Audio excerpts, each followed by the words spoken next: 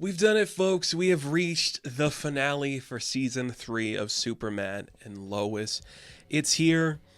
It's good. The budget may never be this big again. And some of these friendly faces we've come to love, we may never see again in this capacity, on this big of a scale. Interesting.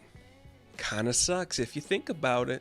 What a finale. We really just ended this on a cliffhanger. We spent a lot of time developing Lex in this episode just for him to be the only returning cast member to be bumped up to a series regular. So, okay, we're doing something.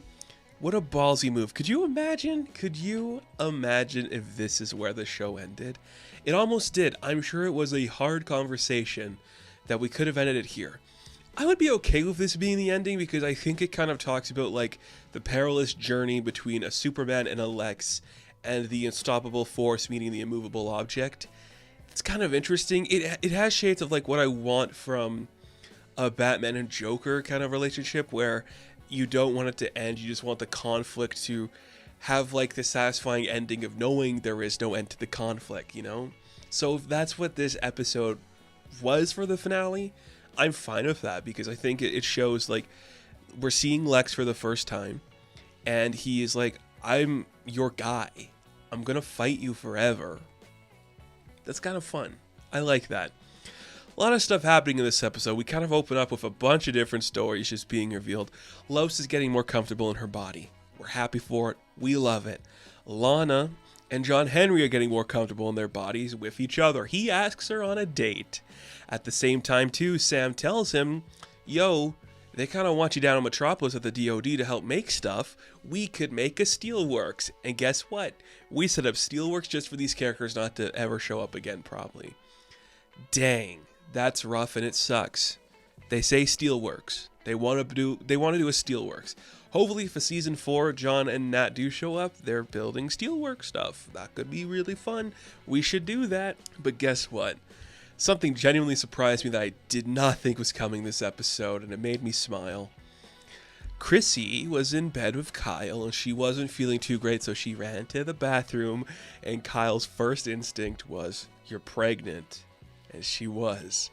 Chrissy's pregnant. Like, that came out of nowhere. I was not expecting that, because we've had Chrissy play the balance between the younger side and the older side. This ages her a bit, and Kyle's just like, okay, I guess we're doing this. And Kyle, he's a good guy. He's going to do what he thinks is right. And this is the direction where it was headed. It's cute. It's fun. And he has to go tell his ex-wife and his daughters. And Sophie's just like, oh, I'm not going to be the youngest. And you can see Lana's kind of broken. Like, that is weird. And she's just like, I'm happy for you. That's a lot to spring on. And I'm just like, hey, I'll spoil that kid. Which I do find weird, because why would Lana spoil a kid that's not related to her in any way? I don't know. Strange. What a weird beat to throw in there, because where does that go? What does that even do? Like, I don't get that. And it gets even weirder when, like, okay, so it's like there's a big meteor shower coming. For some reason, there's a big meteor shower happening that day over Smallville. And they have to set up, like, this big town event where everyone's going to come to like the main street and just like sit in chairs and watch the sky, and it's the coach from the high school that's setting it all up. And at the end of the event, the coach is giving his big speech, and then Kyle just shows up and he's like, actually, I want to do something right now. And he proposes to Chrissy, and I'm just like, dude, you guys have been dating for less than a full season of this show, and now you're having a kid and you're getting married, because she says yes. And I guess that wraps up the Kyle storyline. Like, he learned to be a good father, right? Is that what we're implying? I guess. Look, I love Kyle. It's good to see him excited about something. It's good to see Chrissy excited about something. Fun stuff around. I do dig that. Speaking of just exciting stuff happening to our characters, this is a really hot and bothersome episode because a lot of boinking and kissing is going on. We open up with Chrissy and Kyle in bed. We love it. We're here for it. It's great. Sam has a date. Sam's got a little girlfriend he's going to hang out with for a bit. They kind of kissy later on, and the kids are like, whoa, you're agile for a 65-year-old man or something. I don't know how old he's supposed to be. None of the ages really make sense to me.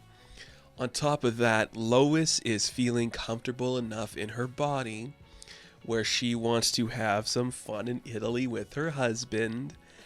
It is a beautiful, quiet moment. I really appreciate what that did. The subtlety of it all, where he's letting Lois get comfortable first. He knows what he has to do. He never takes his gaze away from her eyes until she feels comfortable to let him do that. I love that. And then they just kissy, and I'm like, yes, kissy, let's kissy for a bit. And they kissy, Lois and Clark kissy.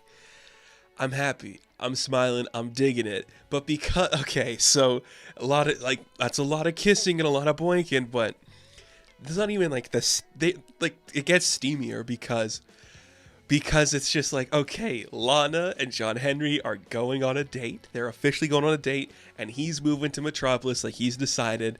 And she kind of gives him like the signal like, well, that kind of sucks. Maybe I should give you a reason to stay.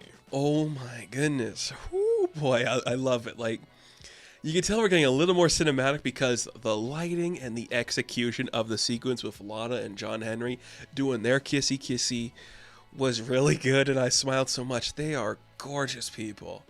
You know, they're like, this is one hot cast. Everybody is hot and cute, and I love them all. But when everyone's just kissing and going at it, you start to realize what a fun town that would be to live in, because everyone looks awesome. Everyone's built like a brick, and they could just kiss whoever they want, and it's great. I love it. The Lana and John Henry one, just, ooh, great.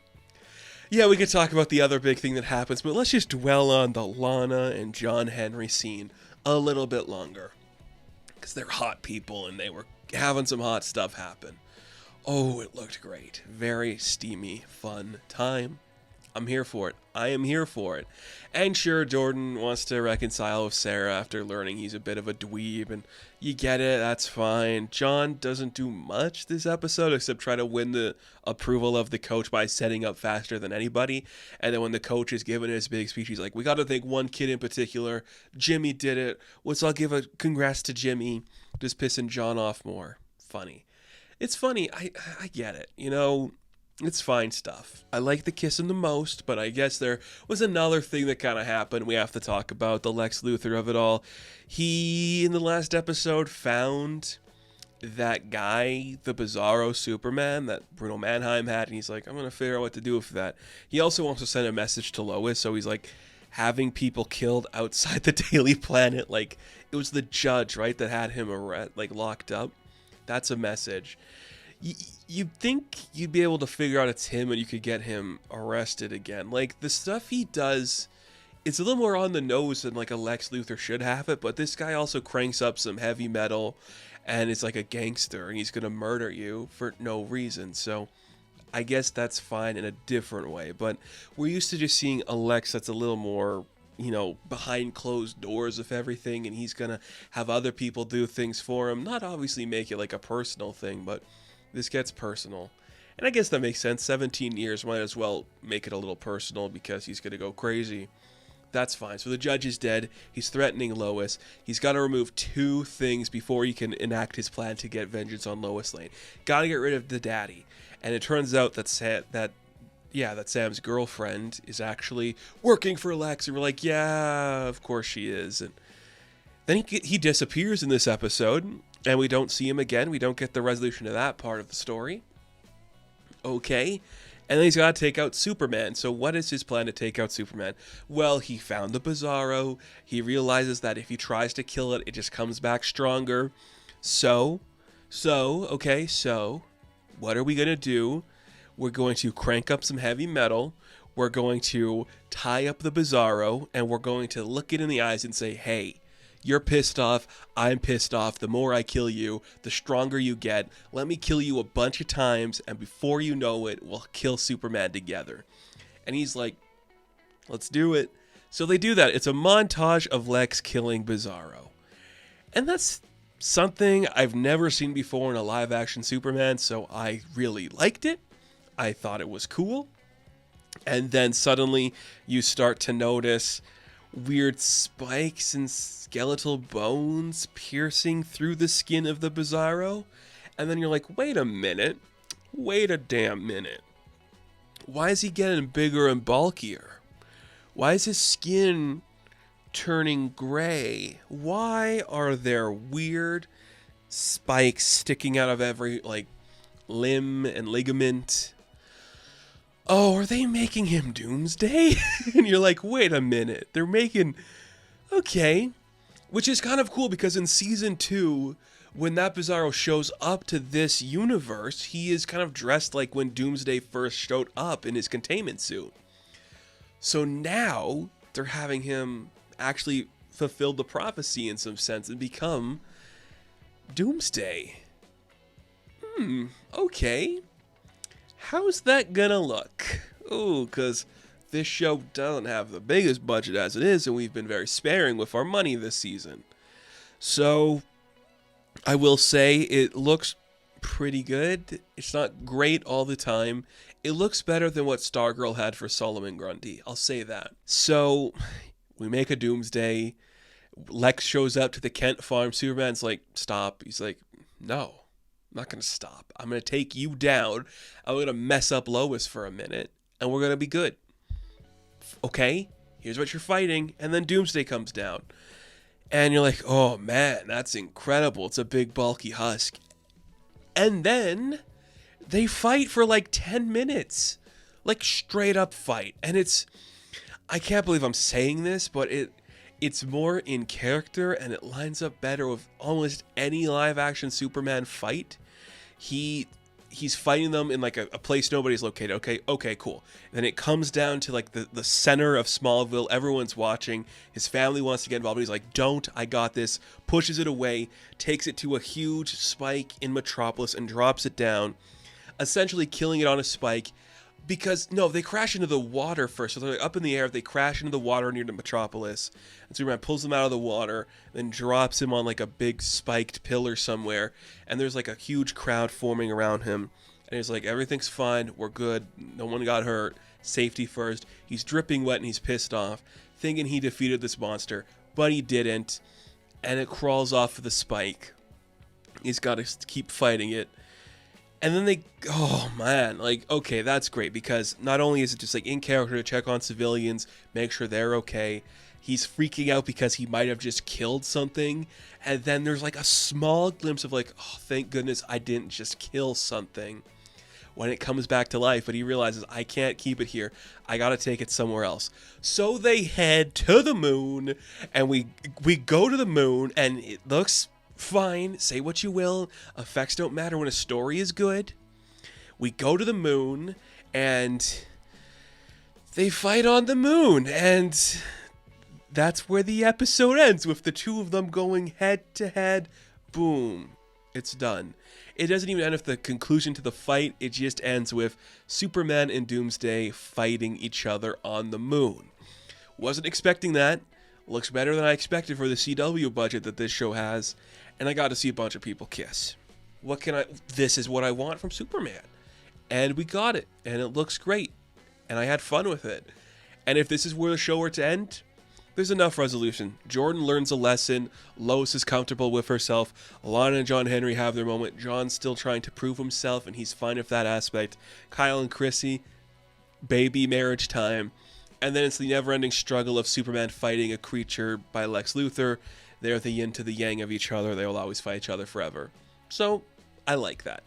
I think that's a really cool thing to see happen. Season 4 is going to be interesting, isn't it? I mean, I don't know how that's going to go. I hope it goes well, but I don't have the biggest hopes it will. I don't know. We'll see. We'll see.